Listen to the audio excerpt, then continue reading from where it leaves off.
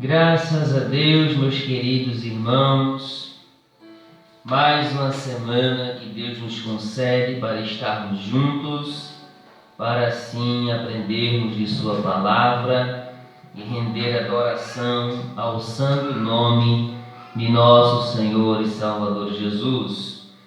Vamos dar continuidade nesta noite ao nosso estudo na segunda carta do apóstolo João. Vamos ler 2 de João, capítulo 1, versículos de 4 a 6. Alegro-me grandemente por ter encontrado alguns de teus filhos andando em verdade, assim como recebemos o mandamento do Pai. E agora, Senhora, rogo-te, não como escrevendo mandamento novo, mas aquele que desde o princípio tivemos, que nos amemos uns aos outros. E o amor é este, que andemos segundo os mandamentos de Deus. Este é o mandamento que desde o princípio tivemos, que deveis andar neste amor. Até aqui a leitura da palavra de Deus. Queridos, na mensagem anterior, nós vimos o autor desta carta, no qual fora o apóstolo João. Nós vimos o destinatário, ou seja, para quem ele escreveu, no caso a senhora eleita e seus filhos. Em seguida nós vimos a mensagem, na verdade, a base dos seus sentimentos no qual ele escreveu essa carta, os quais foram a verdade e o amor cristão. E em seguida o conteúdo de sua saudação, os quais são o amor, a misericórdia e a paz. Na verdade, a graça, a misericórdia e a paz. Saudação essa que só é usada em mais 2 livros da Bíblia, no qual o apóstolo Paulo escreveu em 1 Timóteo, capítulo 1 e Tito, capítulo 1. Vamos destacar hoje algumas verdades que o apóstolo João nos apresenta dos versículos 4, 5 e 6. A primeira verdade, ou a primeira coisa que eu gostaria de destacar aqui, é a alegria do apóstolo João. Versículo 4 ele diz: muito me alegrei por achar que alguns de teus filhos andam na verdade. Essa alegria significa prazer em viver, significa contentamento, significa satisfação. Essa alegria é movida porque o apóstolo João percebeu que os seus filhos estavam andando na verdade de Deus. No verso 4 ele deixa bem claro: muito me alegrei por achar que alguns de teus filhos andam na verdade. É bem possível que o apóstolo João tenha encontrado alguns dos filhos da senhora eleita, ou que esses filhos o tivessem visitado na cidade de Éfeso, ou que tivesse escrito algum relato ao apóstolo João, informando-o do progresso espiritual que os filhos da senhora eleita e os membros da igreja que congregavam em sua casa viviam. Essa alegria dos apóstolos é muito comum. Não só o apóstolo João se alegrou com o progresso espiritual dos seus filhos na fé, mas também o apóstolo Paulo. E o mesmo se alegra com o progresso da igreja em Tessalônica, a ponto de, no capítulo de número 2, verso 19 da primeira carta, ele dizer: porque qual é a nossa esperança ou alegria ou coroa de glória? Por acaso não são vós na presença de nosso Senhor Jesus Cristo em sua vinda? Ou seja, não só o apóstolo João, mas também o apóstolo Paulo tinha esse sentimento de alegria em si por achar a igreja em um bom estado. Semelhantemente, na carta aos Filipenses, capítulo 4, verso 10, o apóstolo Paulo demonstra alegria semelhante pelo bom progresso espiritual de seus filhos na fé. Essa alegria, contentamento, prazer e satisfação do apóstolo João foi numa medida tal que ele diz: muito tenho me alegrado. Em outras palavras, era uma alegria excessiva por ele saber que os filhos da senhora eleita e os membros daquela igreja estavam firmes na verdade na qual eles tinham recebido mediante a pregação. Agora observe que o apóstolo João frisa outra questão, ele dá ênfase. É na questão daqueles filhos andarem na verdade. Andar na verdade aqui é viver crendo na verdade acerca de Jesus Cristo.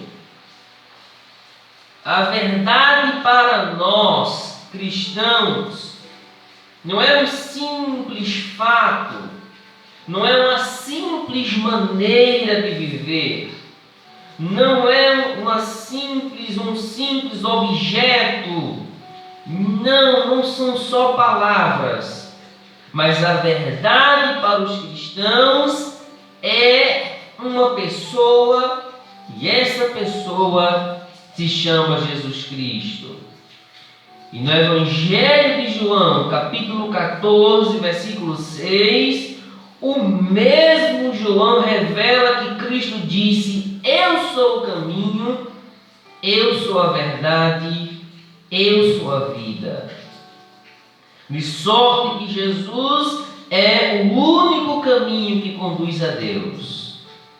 Jesus é o único que nos pode dar vida em abundância e vida eterna. E Jesus é a única verdade enviada por Deus ao mundo que pode nos libertar dos nossos pecados. Andar na verdade aqui significa, primeiro, conhecer a a Deus de fato. E é isso que Jesus, em João capítulo 7, versículo 28, diz: mas aquele que me enviou é verdadeiro. E em João capítulo 17, versículo 3, na oração sacerdotal, o Senhor Jesus diz: e a vida eterna é esta, que conheçam a Ti só, por único Deus verdadeiro. Se nós conhecemos a verdade chamada Jesus, automaticamente conheceremos o Pai e teremos pleno conhecimento de Deus. Conhecer a verdade aqui também significa, em segundo lugar, conhecer de fato a pessoa do Senhor Jesus, porque Ele próprio é a verdade. De sorte que João capítulo 1, versículo 9 diz que Jesus é aquele que veio para o mundo para que os homens o conhecessem, a luz verdadeira. Em João 6,32 ele diz que ele é o verdadeiro pão descido do céu. E todo aquele que o conhece, o conheceria ou teria-o verdadeiramente. Andar na verdade aqui ainda implica em conhecer a palavra de Deus. Pois o mesmo Jesus disse em João 17, verso 17: santifica-os na tua verdade, a tua palavra é a verdade.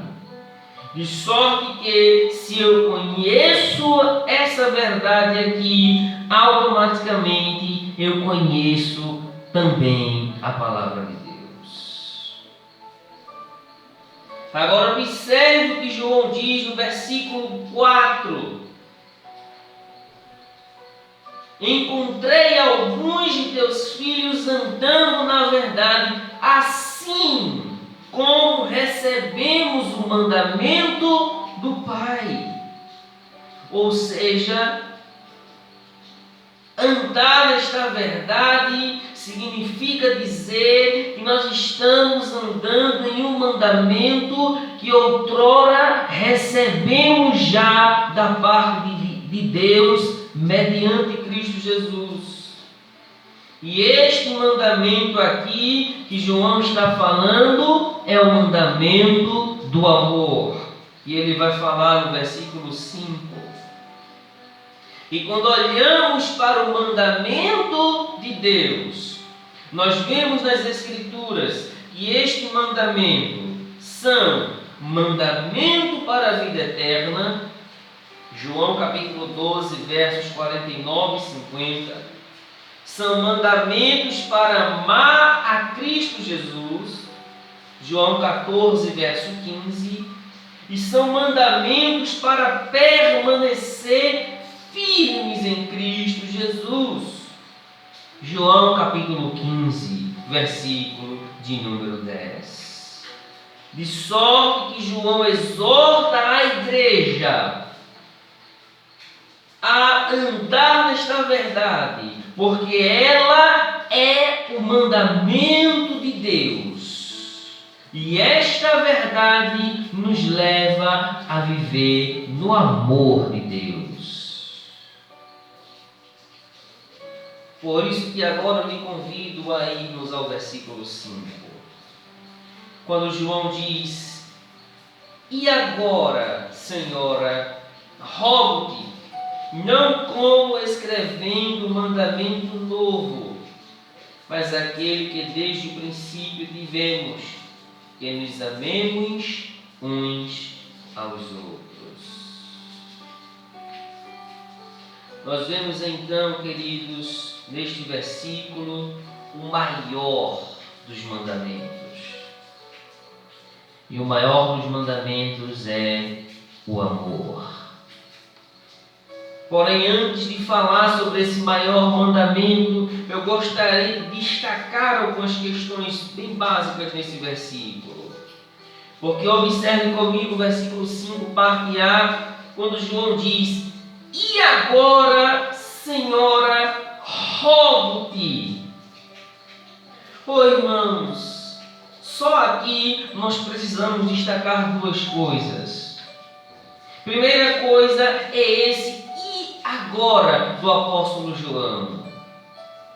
Quando ele diz "e agora", João está dizendo: eu sei que vocês estão andando na verdade e no amor, mas eu quero relembrar a vocês a necessidade de vocês continuarem vivendo nessa verdade e nesse amor.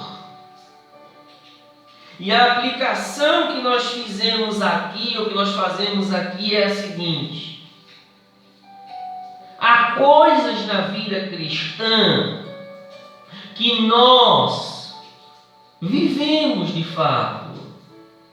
Porém, ao passar do tempo, nós podemos chegar a esquecer. E então, quando se esquecemos, a palavra de Deus vem e diz: "E agora eu venho lembrar a vocês." E talvez nós, um dia, já oramos mais. Já tivemos uma comunhão maior com Deus. No início da fé, talvez jejuássemos mais, ou jejuávamos mais, líamos mais a palavra, caminhávamos mais para a igreja, e porventura, por alguma razão, chegamos a desfalecer um pouco. Mas essa palavra aqui, João vem nos dizer: "E agora eu venho lembrar a vocês que vocês precisam continuar em oração. Vocês precisam continuar lendo a palavra. Vocês precisam continuar jejuando. Vocês precisam continuar na minha presença, buscando ardentemente a minha presença, como outrora vocês viviam." E essa palavra então vem para nos encorajar na presença de Deus, a voltarmos a ser aquilo que éramos antes, na presença do Senhor Jesus. E a segunda coisa que nós destacamos aqui é esse rogo-te do apóstolo João. Rogo-te, irmãos, rogar é diferente de pedir. Pedir, você pode chegar para qualquer pessoa e pedir um copo com água, e pedir um prato de comida, e pedir para fazer um favor, e etc. Rogar é diferente. Rogar é pedir com lágrimas, é implorar.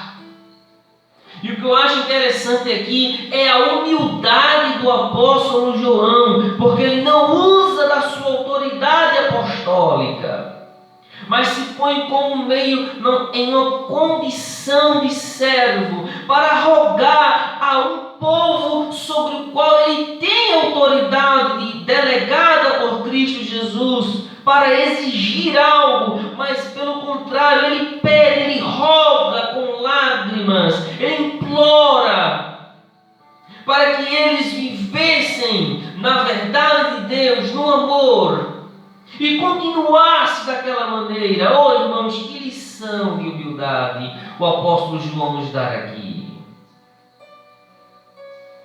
E aí ele diz no verso 5: "Não quero escrever mandamento novo, mas aquele que desde o princípio tivemos, que nos amemos uns aos outros." E João então ensina o maior dos mandamentos, é o mandamento do amor. E o amor tem 3 dimensões. A primeira dimensão do amor é amar a Deus acima de todas as coisas. Deuteronômio 6, versículo 4, e Evangelho de Marcos, capítulo 12, versículos 29 e 30, quando o Senhor Jesus ratifica o que está escrito em Deuteronômio 6, verso 4, dizendo que o maior mandamento é amar a Deus acima de todas as coisas, com todo o coração, com toda a alma, com toda a mente, com todas as nossas forças. A segunda dimensão do amor é amar o próximo como a si mesmo, ou como a nós mesmos.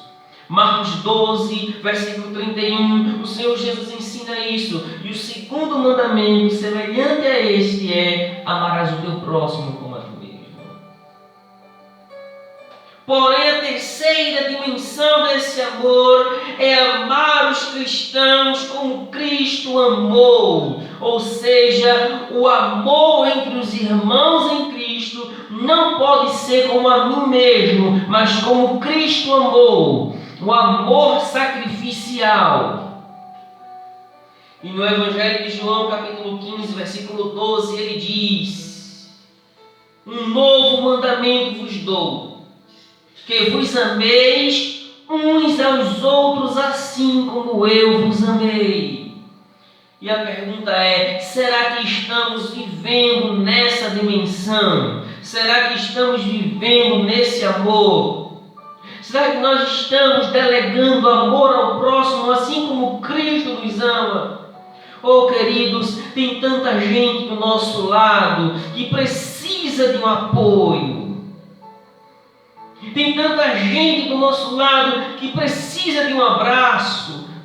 Tem tanta gente ao nosso lado que precisa de uma perda de mão, que precisa de uma expressão sincera, que precisa de uma palavra de ânimo, que precisa desse teu amor em Cristo Jesus para consolá-lo, fortalecê-lo, reanimá-lo, levantá-lo da tristeza, do pó, da cinza. E eu creio, irmãos, que está na hora de vivermos de fato a plenitude deste amor. Amemo-nos uns aos outros, como Cristo Jesus amou. E como o apóstolo João está dizendo, que nos amemos uns aos outros. Bendito seja o nome do Senhor. E aí eu te convido para o versículo 6. E este é o amor, que andemos segundo os seus mandamentos. Este mandamento que desde o princípio tivemos, é nele que deveis andar. Precisamos andar neste mandamento. E andar, queridos, não é andar pisoteando. O andar aqui significa comportar-se como tal, significa conduzir-se como tal, significa viver com hábito de conduta, é viver em obediência aos mandamentos de Deus. A obediência aos mandamentos de Deus e aos mandamentos de Cristo Jesus. E os mandamentos englobam o mandamento do amor, o mandamento de andar na verdade, engloba os 10 mandamentos, engloba os ensinamentos do Senhor Jesus no Sermão do Monte, em Mateus 5, 6 e 7. Engloba os mandamentos que os apóstolos nos deram. Engloba os mandamentos de santidade, os mandamentos de pureza, os mandamentos de ler as Escrituras, os mandamentos da graça de Deus, os mandamentos das misericórdias de Deus, todo mandamento que a Escritura nos manda. É isso que nós precisamos, é obedecer os mandamentos de Deus. Graças a Deus. E então te convido para a conclusão desta reflexão. Quem anda nesses mandamentos, guarda esses mandamentos. E quem guarda esses mandamentos possui 3 marcas necessárias. Primeira marca: você tem a prova de que você de fato conhece a Deus. 1 João capítulo 2, versículo 3. Vamos ler esse texto, está bem pertinho aqui. Veja o que João diz. E nisto sabemos que o conhecemos, se guardarmos os seus mandamentos. O mundo só pode olhar para você se você guardar os mandamentos de Deus. O mundo jamais vai ver Deus em você se você não guarda os mandamentos de Deus. Mas se você guarda, você tem essa marca. Você tem a prova de que de fato você conhece a Deus. Segunda marca: você tem a base da confiança diante de Deus. 1 João 3, verso 22. Acompanhe. E qualquer coisa que lhe pedirmos, dele a receberemos, porque guardamos os seus mandamentos e fazemos as coisas que são agradáveis à sua vista. Então veja, e qualquer coisa que lhe pedirmos, dele a receberemos. Por quê? Porque guardamos os seus mandamentos. Se você guarda os mandamentos, você tem a base da confiança em Deus para pedir o que você quiser. Pedir que os seus sonhos sejam realizados. Pedir uma bênção espiritual, revestimento de poder, de autoridade e tantas outras coisas. E a terceira marca, queridos, é que você tenha a evidência de que você ama os demais filhos de Deus. 1 João 5, versículo 2. Nisto sabemos que amamos os filhos de Deus, quando amamos a Deus e guardamos os seus mandamentos. Eu não posso dizer que amo os meus irmãos e as minhas práticas me reprovam. Porém, se eu guardo os mandamentos de Deus, ficará visível e evidente de que de fato eu amo a Deus e que eu amo os demais filhos de Deus, os nossos irmãos em Cristo Jesus. Por fim, que possamos ter alegria, como o apóstolo João teve. Que possamos andar na verdade como a Senhora eleita, seus filhos e toda a igreja que se abrigava na casa dela andavam. Que nós possamos guardar os mandamentos conforme o apóstolo João ensina. Que nós possamos viver plenamente o Evangelho de Cristo Jesus, conforme a palavra de Deus nos manda, e que nós possamos viver em amor, que é o maior dos mandamentos de Deus. Que Deus nos abençoe, em nome de Jesus. Amém.